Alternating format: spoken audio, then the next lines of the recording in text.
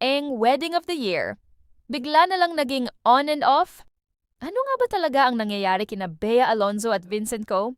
Mga Mars, mukhang hindi lang simpleng prenup issue ang pinag-uusapan ngayon dahil pati umano pamilya, living arrangement, at mismong wedding plan sa Spain nadadamay na. Welcome back mga kachika! Ito na naman tayo sa isang mainit-init na usaping showbiz na talagang pinagpipiestahan ngayon online. At kung akala ninyo happy ending na finally ang love life ni Bea Alonzo matapos ang ilang kontrobersyal na relasyon noon. Aba, teka muna dahil mukhang may bagong pagsubok na naman sa kanyang buhay pag-ibig. Ayon sa mga lumalabas na ulat, usap-usapan ngayon na ang engranding wedding ni Bea at businessman na si Vincent Co ay umano'y urong-sulong. Yes mga beshi, from dream wedding to big question mark real quick. At alam niyo naman kapag may blind item na obvious kung sino ang tinutukoy, automatic, nagiinit ang radar ng mga marites online. Base sa report ng PF, ilang sources umano ang nagsasabing nagkakaroon daw ng problema pagdating sa prenup agreement ng dalawa.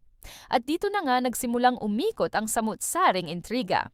Pero wait, hindi pa dyan natatapos. Dahil ayon pa sa insider reports, hindi lang daw prenup ang issue. Ang mas juicy, may alleged family concerns din daw na involved. At dito na talaga napataas ang kilay ng netizens.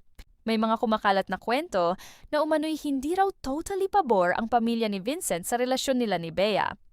Hindi ito kumpirmado ng magkabilang kampo ha, pero ayon sa sources ng entertainment reports, may tension daw behind the scenes. At ito pa ang mas nakakagulat, usap-usapan din daw na isa sa mga naging issue ay ang setup pagkatapos ng kasal. Ayon sa insider claims, may kondisyon umano na gusto ng pamilya ni Vincent na sa iisang bahay sila tumira kasama ang parents pagkatapos ikasal. Pero si Bea raw ay gusto ng sariling space bilang mag-asawa. At honestly, dito nahati ang opinyon ng netizens.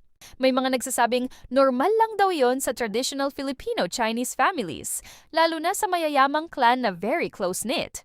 Pero may iba rin namang nagsasabing valid din naman ang gusto ni Bea na magkaroon ng sariling tahanan bilang bagong mag-asawa. At alam ninyo naman si Bea, independent woman branding talaga yan ever since. Kaya maraming fans ngayon ang naaawa raw sa actress dahil parang sunod-sunod ang emotional challenges pagdating sa kanyang love life. Remember, naging malaking issue rin noon ang hiwalayan nila ni Dominic Roque. Kaya ngayong akala ng marami ay finally the one na si Vincent Co. Biglang may ganitong balita na naman. Pero teka, mas lumala pa ang intriga ng may lumabas pang balita na umano'y naapektuhan na rin pati trabaho ni Bea. Ayon sa report ng Peptroika, bigla raw muling nahinto ang taping ng serye niyang Whispers from Heaven sa GMA7 at wala umanong malinaw na dahilan kung bakit. Kaya tuloy, mas lalong umugong ang espekulasyon online na baka konektado ito sa pinagdaraanan niya ngayon sa personal life. At syempre, dahil Pilipino tayong mahilig magdugtong-dugtong ng kwento, nagsimula na ang mga conspiracy theory online. Baka postponed na talaga ang kasal. May malaking conflict behind closed doors. Hindi kaya tuluyan ng hindi matuloy? Yan ang mga tanong ngayon ng netizens. Pero sa gitna ng lahat ng ito, wala pa ring official statement sina Bea at Vincent tungkol sa tunay na estado ng kanilang relasyon at wedding plans. Kaya ang ending, lalong nabubuhay ang mystery. At alam niyo kung bakit invested talaga rito ang publiko. Kasi si Bea Alonzo ay isa sa mga celebrities na maraming fans ang gustong makitang magkaroon finally ng stable at happy married life. After everything she went through publicly, marami ang nagsasabing deserve niya raw ang genuine happiness. Pero mga kachika, ibang level din kasi ang pressure kapag high-profile celebrity ka tapos mapapangasawa mo ay galing sa isang sobrang yaman at prominenteng pamilya. Magkaiba ng mundo. Magkaiba ng lifestyle. Magkaiba minsan ng expectations. At minsan, kahit mahal ninyo ang isa't isa, hindi pa rin ganun kadaling pagdugtungin ang dalawang mundong magkaiba. Ngayon, may mga fans naman na umaasang maayos pa rin ang lahat. Sa katunayan, may reports pa ngang nagsasabing ilang beses na raw naging on and off ang wedding plans nila pero bumabalik pa rin sa pag-uusap.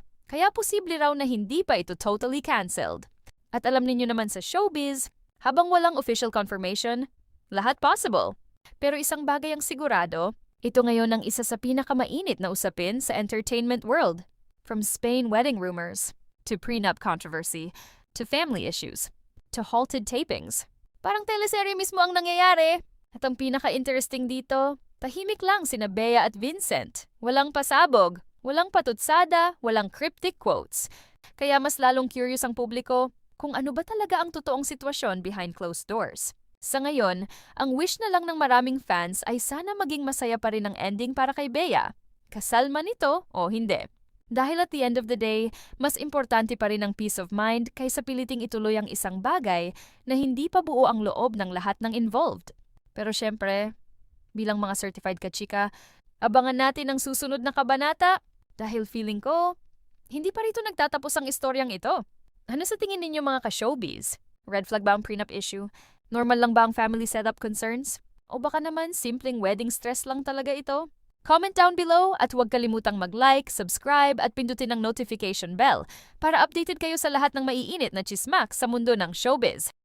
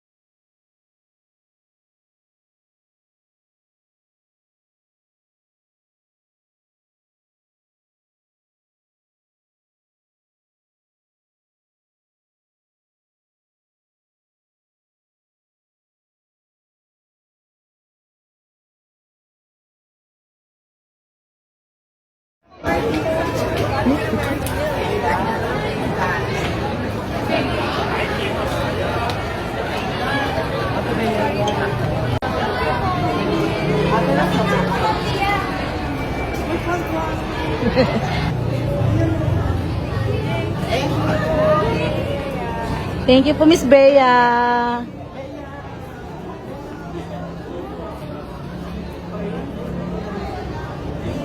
Sa